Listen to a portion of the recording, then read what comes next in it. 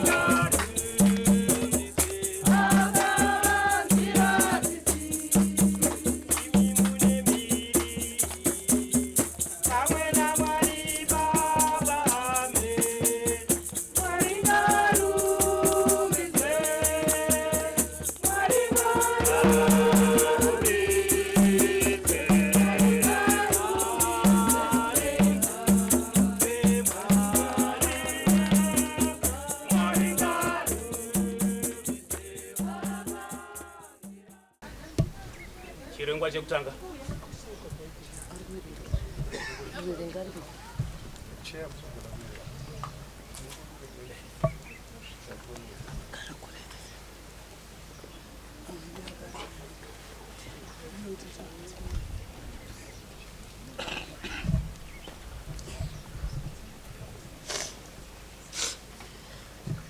Chidzidzo chechiposhi Yobho 19 verse 1 kusvika pa23 todarika toenda pa27a.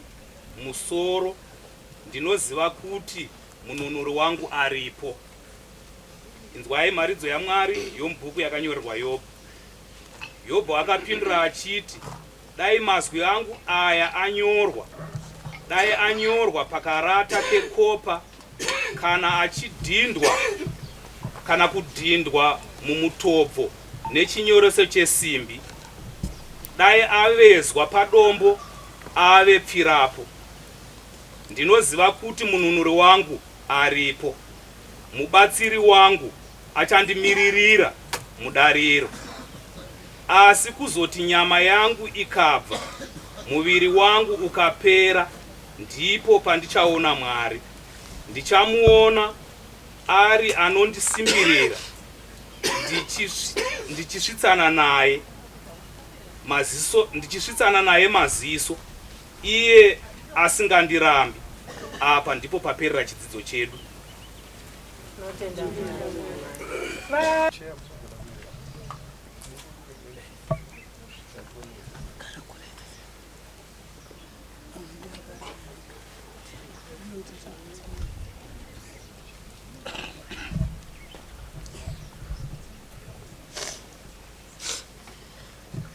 Chidzidzo chechiposhi Yobho 19 verse 1 kusvika pa23 todarika toenda pa27a. Musoro: ndinoziva kuti mununuri wangu aripo.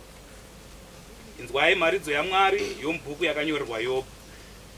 Yobho akapindura achiti, dai mazwi angu aya anyorwa, dai anyorwa pakarata kekopa, kana achidhindwa kana kudhindwa mumutobvo nechinyoreso chesimbi, dai avezwa padombo ave pfirapo. Ndinoziva kuti mununuri wangu aripo, mubatsiri wangu achandimiririra mudariro. Asi kuzoti nyama yangu ikabva, muviri wangu ukapera, ndipo pandichaona Mwari. Ndichamuona ari anondisimbirira, ndichisvitsana naye maziso, iye asingandirambi. Apa ndipo paperera chidzidzo chedu. Vakarurama vanogara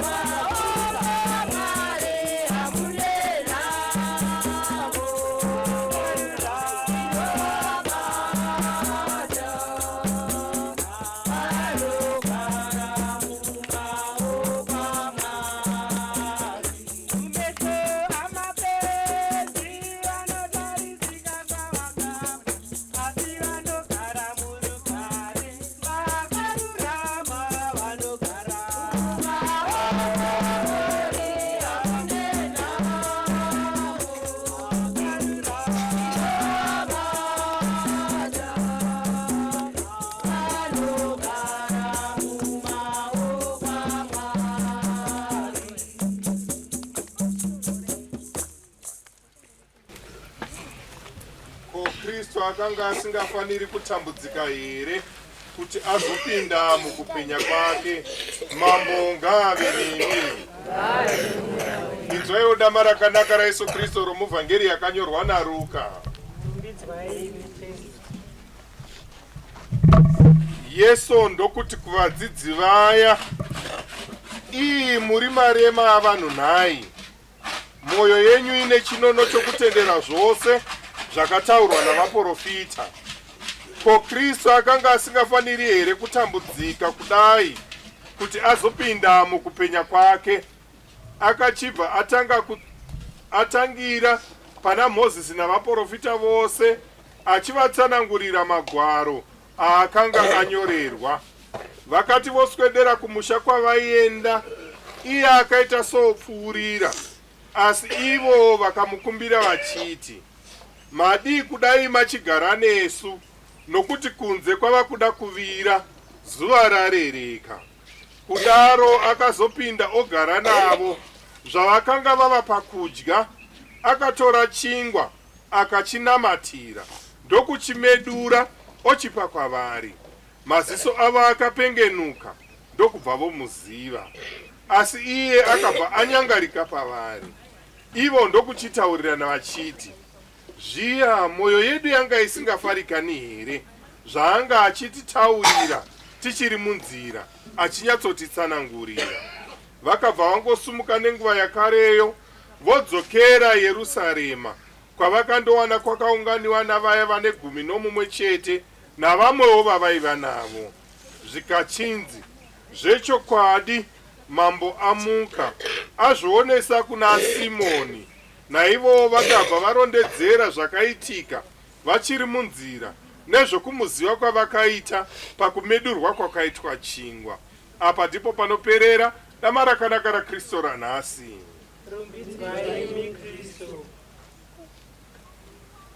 Hama dzadiwa, kazhinji vanhu tikawirwa nenhamo, kana kuti tikarwarirwa, kana kuti tikanyanya kutambudzika, kana kuti tikasvika paya panoita kuti tipererwe nezano, dzimwe nguva hationi Mwari, dzimwe nguva hationi ruoko rwaMwari. Ndozvo nyaya yakada kufanana neyatiri kuverenga mudama rakanaka ranhasi. Tinoona vadzidzi vaviri vaYesu vakanga vachifamba naye, vakanga vachiziva mabasa aita, vakanga vanzwa nezvembiri yake.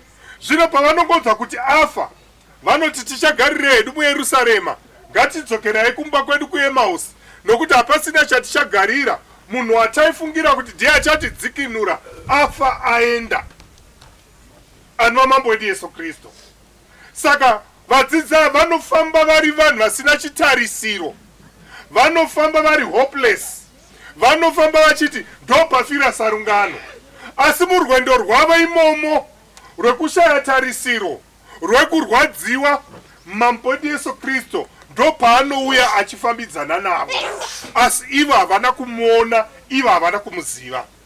Ndo zvandiri kuedza kutsanangura kwamuri pazuva ranhasi, hama dzadiwa, kuti paya patinorwarirwa, paya patinofirwa, paya patinosangana nematambudziko, meso edu anobva abatwa nechadzimira. Totadza kuona mambo wedu Yesu Kristu anogara ainesu zuva nezuva.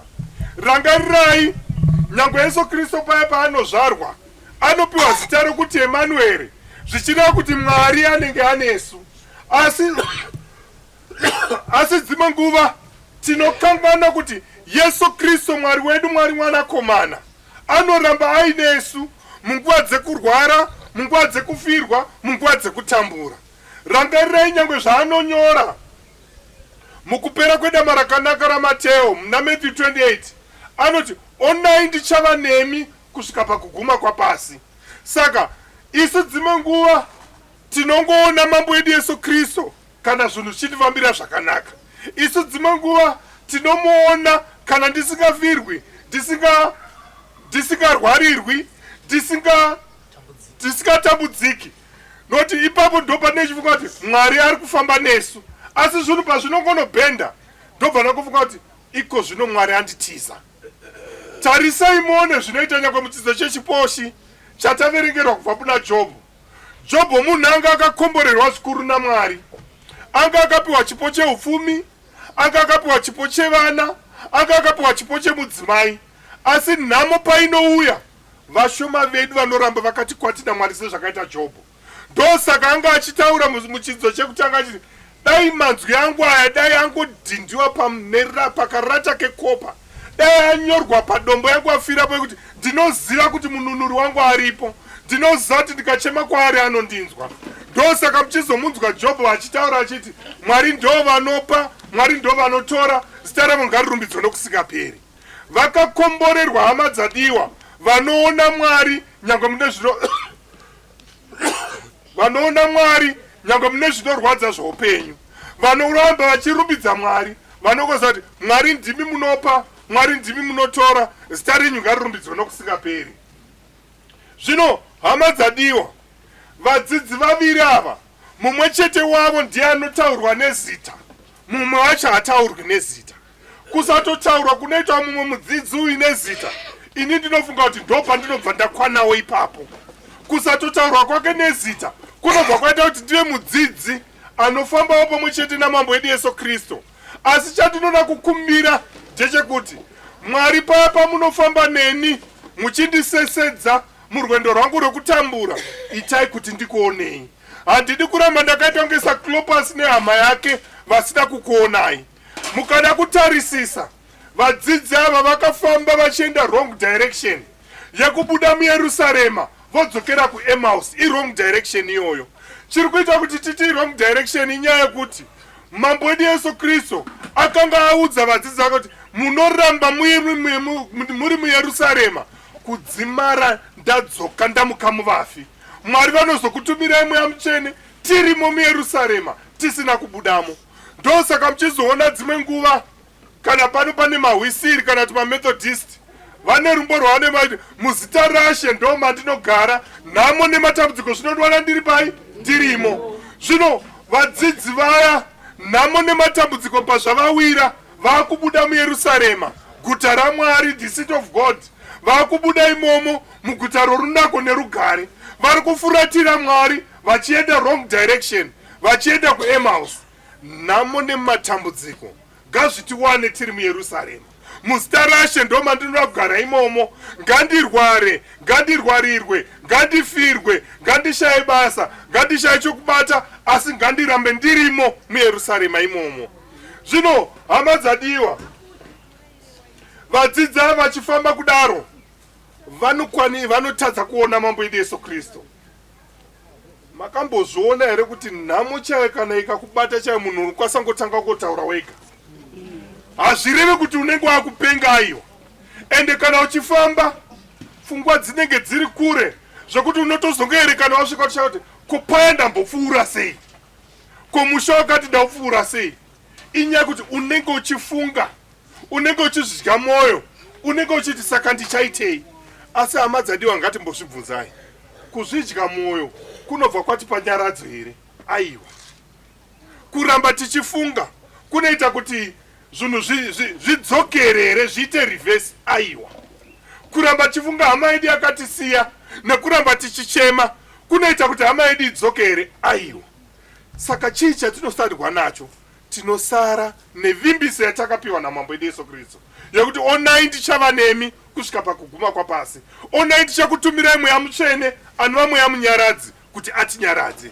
Nhasi hama dzadiwa, tinoda kuti Mwari vatipe gomborero rekuti paya pazvinorema, patinofamba nzira iyoyo inotiremera, tifambe asi meso edu akapengenuka. Vadzidzi ava zvinonzi vanga vakabatwa nechadzimira. Vamwe vedu rufu rwakatonza chadzimira mukati meupenyu hwedu.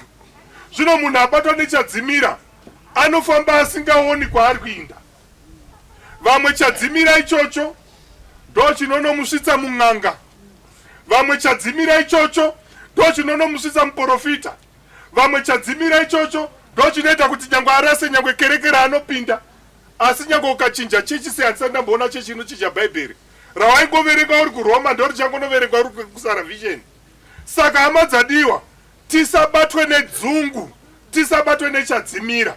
Vamwe hachisi chadzimira chete, distance over time speed, dzungu. Idzungu iroro vakakomborerwa zvavanotombofamba nechadzimba. Vamwe vanobva vabatwa nedzungu, hauchazivi kuti obata pai kana kuti oenda nedirection ipi. Ndo patinobva tada kuti isi mambo edu Yesu Kristu kana tofamba nemi, imi chivai chiedza chedu, nokuti makazviri ndiri chiedza nomunyu wapasi. Chifambai muchindivhenekera kuti rima riya randiputira nechadzimira ngachichitiza, nokuti imi ndoziva kuti ndimi ruvheneko rwangu.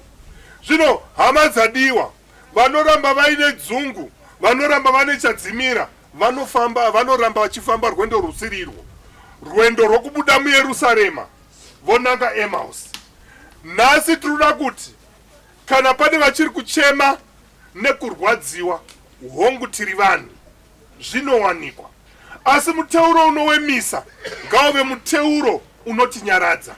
Chiri kuita kuti ndidaro chinhu chimwe chete chakaitika pana mambo edu Yesu Kristu nevadzidzi ava chichangoitika pazuva ranhasi. Vakazomuziva pakumedurwa kwechingwa. Iso nhasi tichipira muteuro unowemisa, tichapira mambo edu Yesu Kristu muzvioneko zvechingwa newaini zvinova muviri neropa rake. Muviri neropa raKristu. Kristu anoburukira pano paatare. Ngati titamugamuchira, ngaatinyaradze. Hatidi kuita kwese zvinoita vadzidzi vaya kuti kunze kwavira. Kana tava naYesu Kristu, hatisisina kuvira, tinoramba tiri muchiedza chake. Kana tava naYesu Kristu, tava nenyaradzo yechokwadi. Kana tava naYesu Kristu, taakuziva kuti tinaye anofamba nesu, anoziva marwadzo edu, anonzwisisa marwadzo edu, anoita kuti tidzokere, tiite U-turn, tichibva kuEmmaus takananga kuYerusarema. Saka mudama rakanaka hama dzadiwa, tiri kuona nzendo mbiri. Rwendo rwekutanga, rwendo rusina tariro. Asi rwendo rwechipiri, rwendo rusina tariro rwekutanga ndoti vanhu vari kubuda muYerusarema vakananga kuEmmaus. Asi rwendo rwechipiri vazoziva kuti ndi mambo edu Yesu Kristu. Ndo rwendo rwatiri kuda kuti nyangwe nesu mukati merupenyu rwedu, misi yose yerupenyu rwedu, tifambe rwendo irworwo. Rwendo rwokubuda muEmmaus takananga takuda kudzokera kuYerusarema. Vaya pavakazomuona pakumedurwa kwechingwa, vakabva vatoti takutoita chi? Takutodzokera kuYerusarema. Asi ndo shasha dzakanga chiti madima chigara nesu kunze kwavira zuva rarereka. Shasha dzakabva dzadzokera ipapo, nokuti vakanga vamuona. Isu ndo zvatiri kuda kuitawo pazuva ranhasi, kuti mukufirwa kwatakaitwa ngationei ruoko rwaMwari. Mukufirwa kwatakaitwa ngationei Yesu Kristu. Mukufirwa kwatakaitwa ngatitobvai kuya kwataatarasika tichienda, tidzokere tava mudirection chaiyo yokubva muEmmaus takananga kuenda kuYerusarema. Ngatidzokerei kuYerusarema, ngatidzokerei kuguta raMwari, ngatidzokerei kuguta rorunako norugare, tizoti ndo mune nyaradzo yezviro kwazvo. Nhamo nematambudziko ngazvitiwane tirimo muna mambo edu Yesu Kristu. Dai Mwari pazuva ranhasi atibatsira, taregera kuita sevadzidzi ava, zvikurusisa murwendo rwavo rwokutanga, asi tifanane nevadzidzi ava murwendo rwavo rwokudzokera vachibva Emmaus vakananga kuYerusarema. Tinoda kukumbira Mwari kuti nyangwe pazvinorema vakwanise kutipa mwoyo nechitendero nechitarisiro chakafanana nechaJobho chokuti Mwari ndimi munopa, Mwari ndimi munotora, zita renyu ngarirumbidzwe nokusingaperi. Ngatiise zvichemo zvedu. Mwari muna masimba ose, tinouya tichirangarira hama yedu Rocha wamakadaidza kubva pane rino pasi, imiwo makamufira pachipiyaniso. Tinokumbirawo kuti mumudzirawo tsitsi, mumugamuchire mumuzinda wenyu kana asati asvika kwamuri. Tinzwewo mambo. Nyaradzaiwo hama neshamwari dzake dzose, pamwe chete nesu vesangano vaibata pamwe chete naye. Tinzwewo mambo. Tinokumbira kuti tisabatwe nechadzimira, zvikurusisa munguva yekurwadziwa neupenyu nekusangana nematambudziko oupenyu. Tinzwewo mambo. Wedzerai mukumbiro yenyu kuna Mwari. Mwari Baba, Mwari Mwanakomana, Mwari Mweya Mutsvene, tinoda kukutendai nezuva ranhasi. Munhu uyu munhu mukuru watakaunganira pano. Makamugadza umambo hwepasi pano akave nezita guru rekunzi chifi svosve rekutanga. Nhasi uno tiri kumukumikidza nekumuvakira imba itsva, imba yakanaka. Tinoda kuti mupinde mukati memhuri yake yese, varambe vakabatana kunosangana nasekuru vedu avo vamakatora kare kare 1962. Nhasi uno tiri kupembera tichifara, tinoimba nekwavari vari kupembera. Muvagamuchirewo muvaise kunzvimbo yenyu tsvene. Tinzweiwo mambo. Tinokumbira kuti mutinzwe. Mwari muna masimba ose, nouya mangwanana ano pamusoro wenyu chokura kapfugama namabvi namagokora tienda muteure wonyiso uri kuitirwa chitebhuru renyu ruocha zoto sekuru vedu vakasofa makore akapera tichiosvikire kutanga kutozvijaya tiri kwayo pamusoro ranhasi uno kuti vaisiro imba yavo yakanaka sekuparana kwainge yaita yakambengera vako zvineyamutsurudzwa zvechokubira kuti mweya mutsvene ugouya paguva iroro kana tichinge riri rakomborerwa navaba yose mweya tezama mama. Tinokumbira kuti mutinzwe. Mwari muna masimba ose, tinoda kukutendai mukati memuroro wemisa nezvipo zvemhuri yamakaropafadza nayo muranda wenyu ruocha yadai kumurangarira sezvamunoda imi. Dangoramba tichikutendai Baba nemharidzo yatasangana nayo mukati mezuva ranhasi. Mweya wenyu mutsvene ngautitungamirire muupenyu hwedu, tibve kurwendo rwekuEmausi takananga kuYerusarema. Tinzwewo mama. Tinokumbira kuti mutinzwe. Mwari Baba muna masimba ose, tinokutendai pamusaka penguva huru yamakanga makatipa muranda wenyumba pakachindi, makanga makamuita mutongi kuti agone kusera kuti chakanaka mhosva yakadai neyakadai akatonga kwemakore mazhinji. Zvino nini makamudaidzawo mukamutonga ikoko kuti iye agone kuziva imi venyu. Da kuti vana vake vazukuru vake vagone kugona kutonga mukati mepfungwa dzavo, mukati memwoyo, kuziva chakanaka nechakaiswa, kuziva ufama nekufamba kusina maturo. Baba, tinokuisirai varanda venyu vese ivava vari pasi petsoka dzake bhatati kuti vagoziva imi venyu kuti kuenda kuEmausi handiko kunobatsira asi kudzokera kuJerusarema. Tinzwewo. Tinokumbira kuti mutinzwe.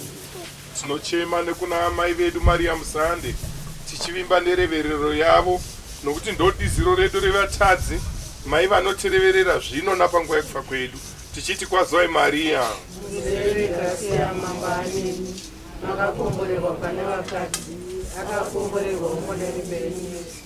Maria Musande amai vaMwari, muteerero wevatadzi, zvino napanguva yekufa kwedu.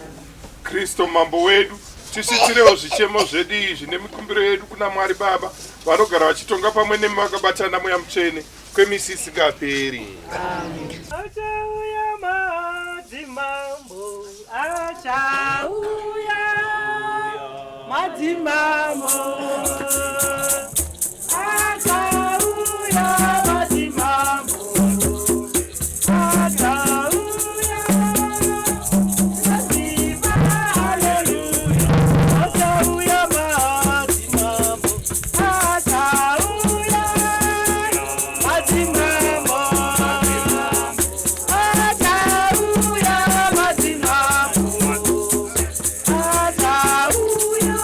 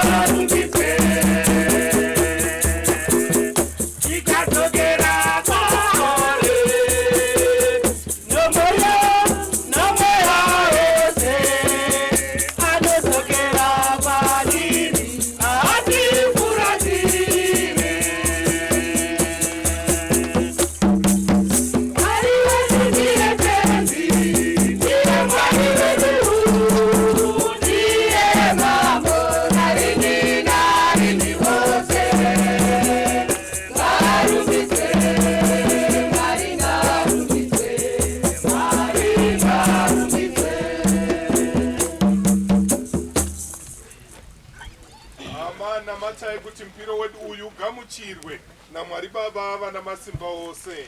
Dai mambo wangogamuchira mpiro atiri kupira kuti zita rake rikudzwe rirumbidzwe kugobatsira isu navamwe wese vekirike rake sanje. Mwari Baba mupe upenyu hwose, tinokukumbirai kuti musuke matadzo omwanakomana wenyu chifu vedu neropa ramambo wedu Yesu Kristu. Onai makamuzvara patsva nemvura yerubhabhatidzo, mukamuriritira achiri parwendo. Chimupinzaiwo mumusha mutsva, agare nemi achifara kwemisi isingaperi. Amen. Mambo ngave nemi. Ngave nemweya wenyu. Ipai moyo yenyu kuna mambo. Tateipa kwaari. Ngatitendei Mwari. Ngatimutendei. Zvechokwadi ngatimutendei, nokuti ndizvo zvinofanira kuitwa, ndizvo zvinotisvitsa kuupenyu. Mwari Baba, imi muna masimba ose nyakugara narini, tinokutendai misi yose. Ndimi makatitsidzira kuti tichamuka noupenyu hutsva hwokudenga, kuti avo vanosuruvara nokutya rufu vanyaradzwe nechitsidzo choupenyu husingaperi. Kuna vanovimba nemi mambo, rufu kushandurwa chete hakusi kurova. Upenyu hwedu hapano pasi ukange hwaguma, tinotanga humwe hutsva husingarovi kudenga. Naizvozvo imi Mwari Baba, tinokuimbirai misi yose pamwe nengirozi navasande vose tichiti: Musande, musande, musande, mambo Mwari wamasimba, denga napasi zvizere nembiri yenyu. Ngaarumbidzwe ari kumusoro-soro, ngaarumbidzwe iye anoyambisa ramambo, ngaarumbidzwe ari kumusoro-soro. Zvechokwadi imi Mwari Baba, muno usande hwakakomba, usande hwose hunobva kwamuri. Tumaiwo mweya wenyu azonatsa zvatiri kupira izvi, zvive muviri neropa raYesu Kristu mambo wedu. Musi akazvipira kurufu, akabata chingwa, akakutendai, ndokuchimedura, akachipa vadzidzi vake achiti: gamuchirai mose mudye, uyu muviri wangu unopirirwemi.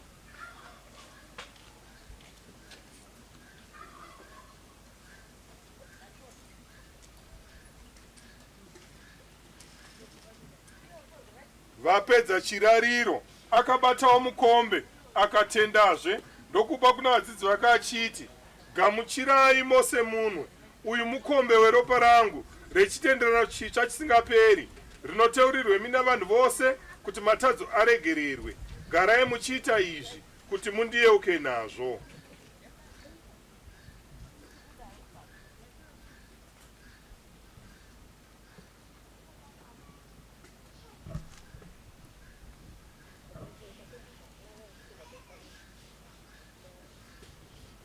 Ngatipembererei mununuri wedu.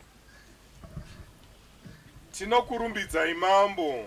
Imi makafira, imi makamuka, muchazouyazve. Mwari Baba, tinopira kwamuri mupiro uyu wechingwa choupenyu nomukombo woruponeso. Tinopira ticheuka kutifira nokumuka kwakaita Kristu. Tinokutendai imi maita kuti tive pano pamuri kuzopira mupiro uyu. Tumaiwo mweya wenyu, asoita kuti vose vanogamuchira muviri neropa raKristu vave vamwe chete.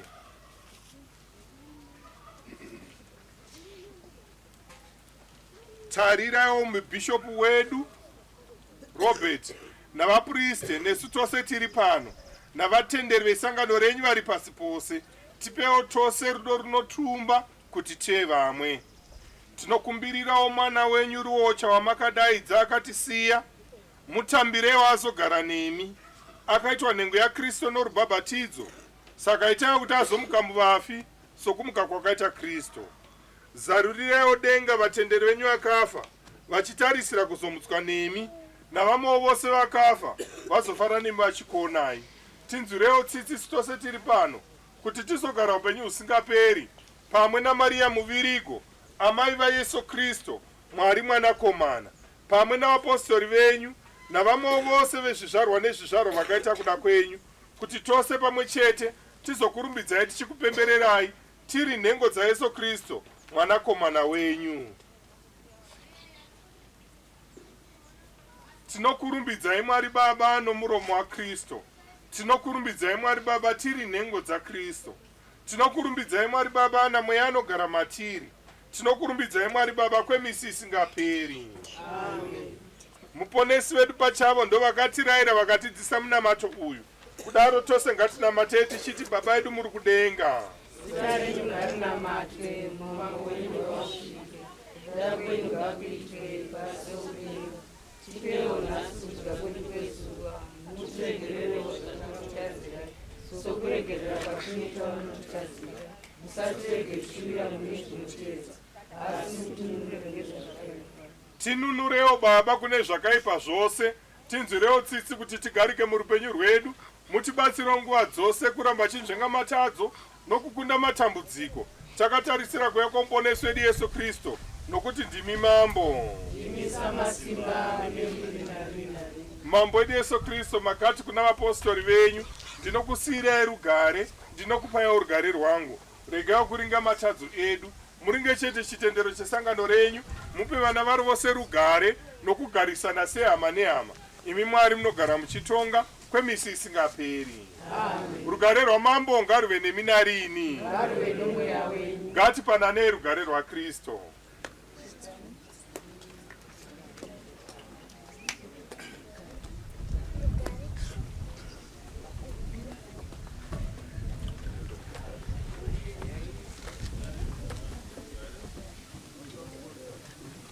Naya Mwari muchinzira inoti. Aya naya Mwari muchinzira inoti. Aya naya Mwari muchinzira inoti. Aya naya mambo muchinzira inoti. Aya naya Mwari muchinzira inoti.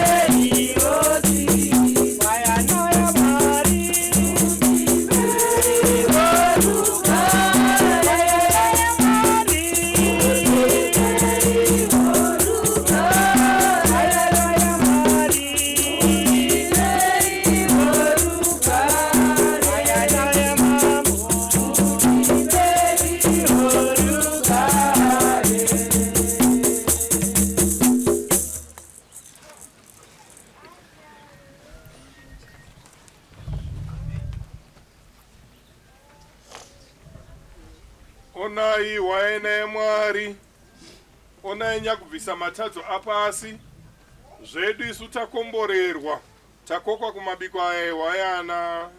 Mambo hatikodzeri kuti tipinde muneni, ingotaura izwi chete, mweya wangu unoponeswa. Muviri neropa ramambo edu Yesu Kristu ngautichengetewo kusvika kuupenyu husingaperi. Amen. Panguva ino yekugamuchira, tinokumbirisa kuti vakatolike maRoma chete vane mvumo yekugamuchira vave ivo vanouya kuzogamuchira maita henyu.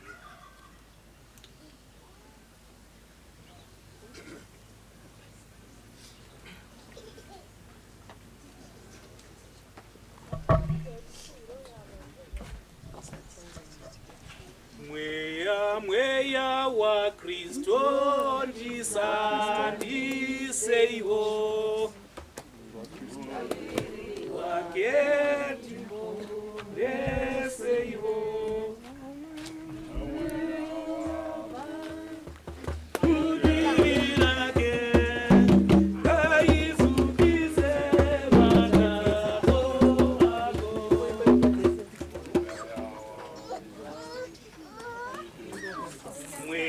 Mweya wa Kristo ndisandiseiwo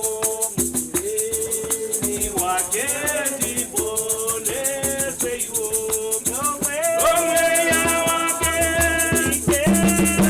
Kristo ni wangu Kristo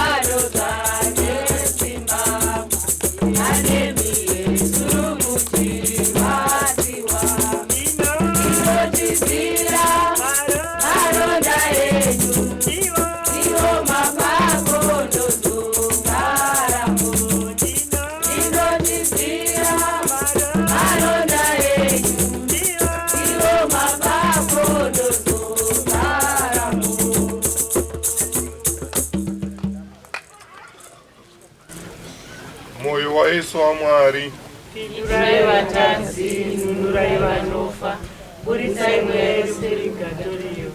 Yesu makanakisa chikavi yenyu, tazwai mununuri wangu. Mwari wangu, ndinoziva ndinofa, handizivi riniko, handizivi kudiko, handizivi seiko, asi ndinoziva kuti kana ndikafa nechatonouraya ndicharasirwa kumoto muzhinji. Mwoyo wayesu waMwari, kunemi ndinotasira grasiya nerufu rwakanaka, kuti ndife ndichishamwaridzana nemi kwemisi isingaperi. ngatinamatei. Mwari Baba mune tsitsi norudo, tanga tichinamatira hama yedu Ruocha chifi vedu mumuteuro uno wemisa. Matipa chingwa chenyu chedenga tikadya, tinokutendai.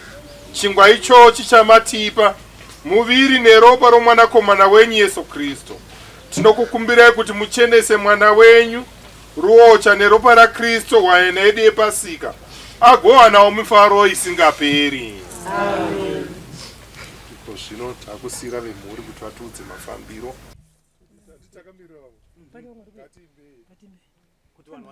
Chambowadzanira mai vavo Maria.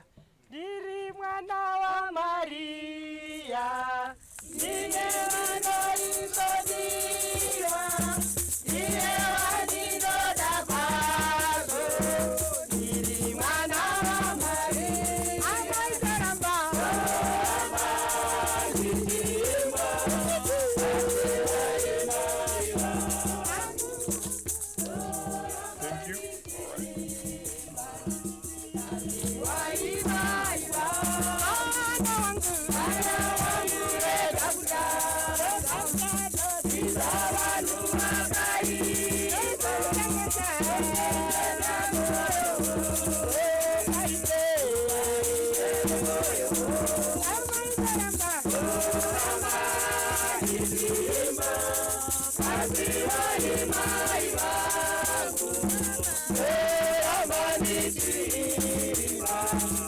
Thank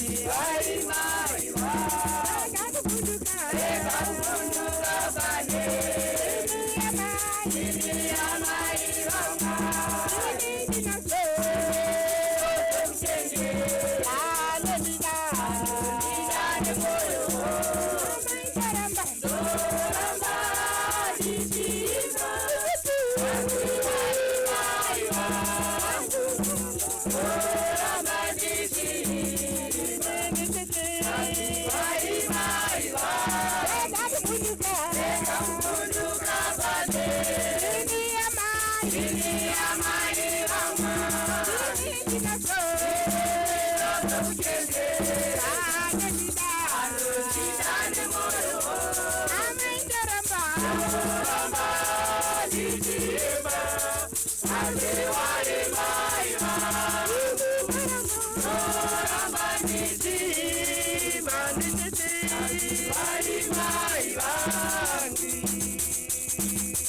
Baba, muri kuvaona handiti kuti vakabhabhatidzwa kuzi Butters.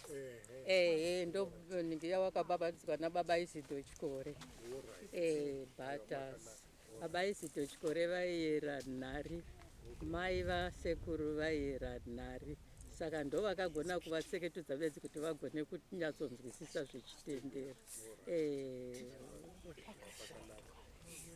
Yesu andine simba kunyatsa namatira bana baba wedenga munonori musande bana baba wedenga munonori musande bana baba wedenga munonori musande manga muchirimana wakacheresa baba nokuna matabenyi munonori musande rukuna matabenyi munonori musande rukuna matabenyi munonori musande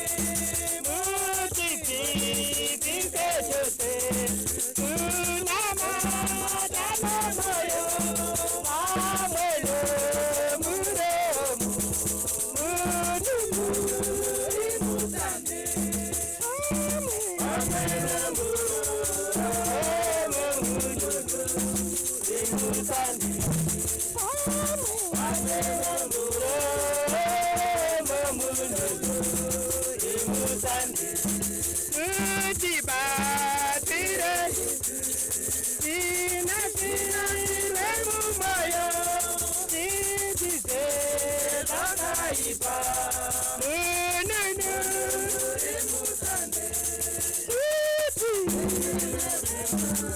takaipa munonori musande titize takaipa munonori musande Nanyara, inoda kutaura nevyoro. Nanyara, inoda kutaura nevyoro. Nevyoro baba, nevyoro. Nevyoro baba, nevyoro. Nanyara, inoda kutaura nevyoro. Nanyara, inoda kutaura nevyoro. Nevyoro baba, nevyoro. Nevyoro baba, nevyoro. Aziti esha, inoda kutaura nevyoro. Aziti esha izi, inoda kutaura nevyoro.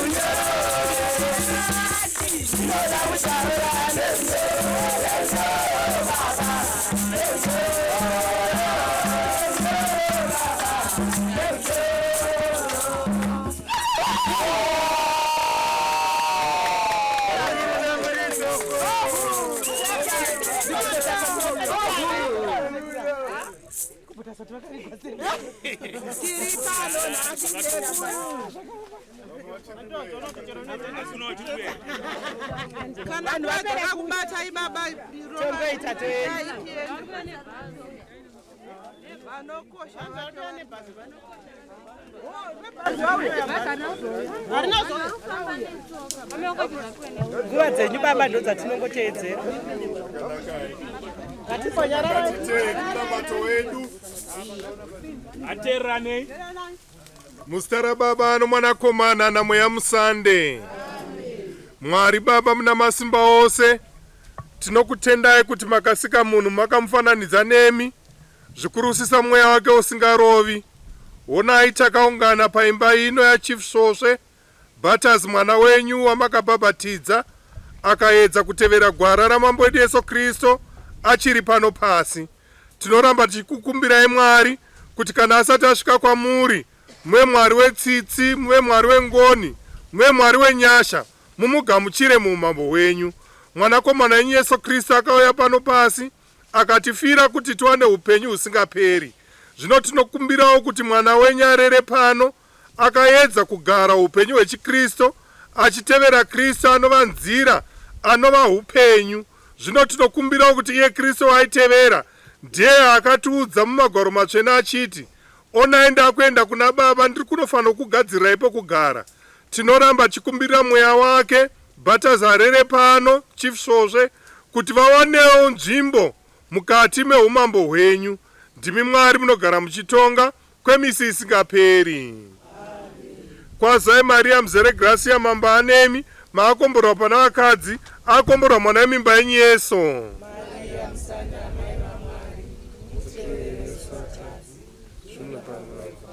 Vakudzwe Baba noMwanakomana naMweya Musande.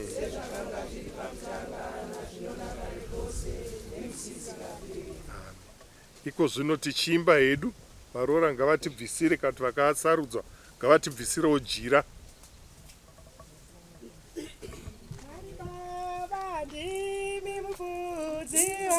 Mwari mambo imi hapana chandinoshai. Mwari mambo Mwari mambo imi hapana chandinoshai. Mwari Baba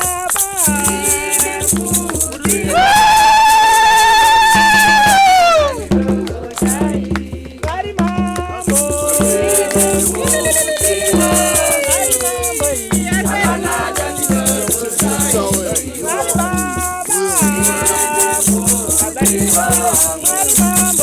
hapana chandinoshai.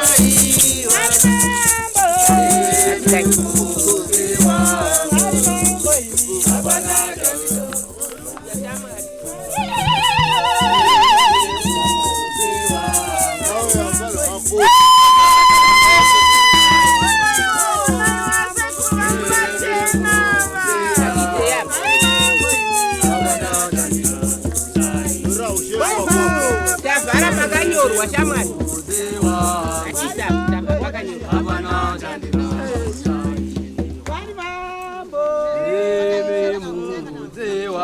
Mwari mambo imi havana chandinozoshaiwa. Iko zvino tinokumbira tisati takomborera guva iri kana pane muzukuru akasarudzwa ativerengerewo zvakanyorwa padombo.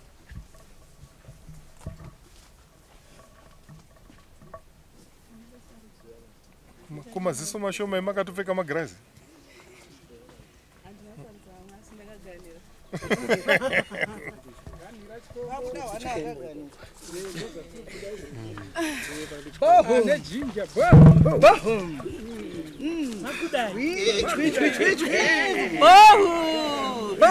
Ruocha Batas Choto Chibonore Rutsununguro Chief Shoshe Wedza. After 1930 to 1962, born mid-19th century, died 7th of January 1962. Tinova yeuka nemukurumbira wekushandisa zvinepfungwa nerukudzo umambo hwavakasirwa nababa vavo Chibonore. Ingadai iriko here Chiefs Hall yedende nyore dai pasina changamire ava. Kunzi Rutsununguro yaive mbiri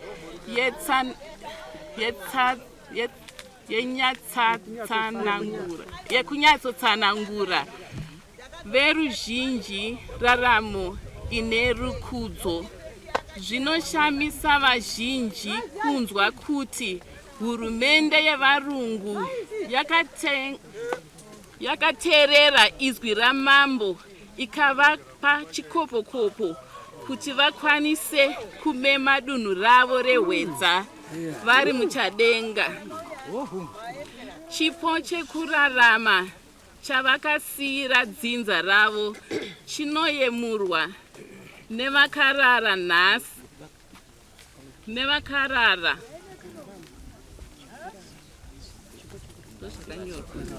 nhasi vazukuru vazara mativi mana epasi rese.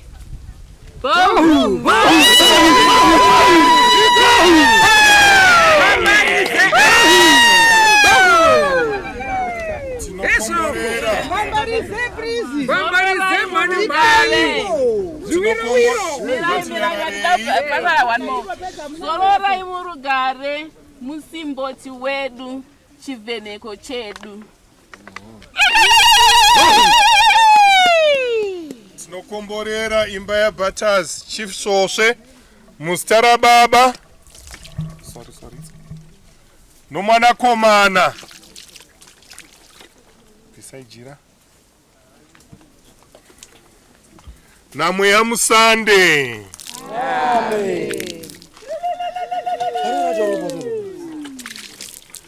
Iko zvino vanotisirawo maruva ngavaisa havo, ngatimbei.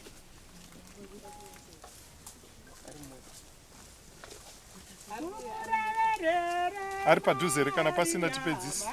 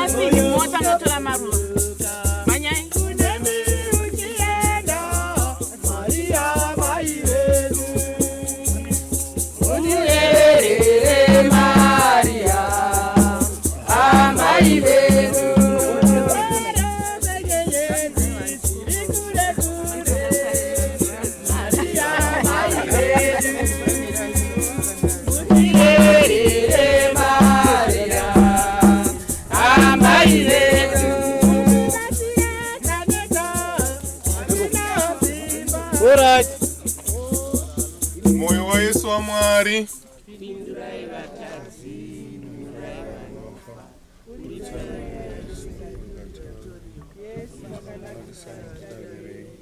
kwazwai mununuri wangu, Mwari wangu, ndinoziva ndinofa, handizivi niko, handizivi kupiko, handizivi seiko, asi ndinoziva kuti kana ndikafa ndinotadza vanzonouraya, ndicharasirwa kumoto muzhinji.